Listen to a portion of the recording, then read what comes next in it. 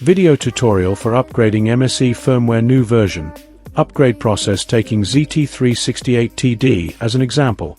Apple phone system upgrade process. For Android phone tutorial, please jump to 1 minute 7 seconds. The vehicle does not need to be started. Press the ignition switch in the off state to the on position. Follow the video steps. Open the Zontes app. Click My. Click Vehicle. Click Firmware Upgrade.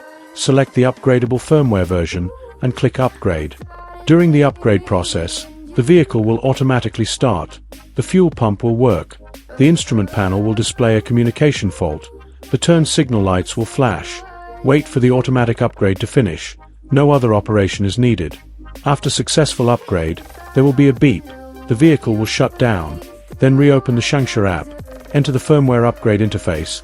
Check the PEG version shows 1.8.4. MSE firmware version shows 0.0.3, indicating the upgrade is successful. Android phone system tutorial process. The vehicle does not need to be started. Press the ignition switch in the off state to the on position. Open the Zontes app. Click My. Click Vehicle Management. Click Firmware Upgrade. Select Upgrade version 1.8.4. Click Upgrade. During the upgrade process, the vehicle will automatically start. The fuel pump will work. The instrument panel will display a communication fault. The turn signal lights will flash. Wait for the automatic upgrade to finish. No other operation is needed. After successful upgrade, there will be a beep. The vehicle will shut down. Then reopen the Zontes app.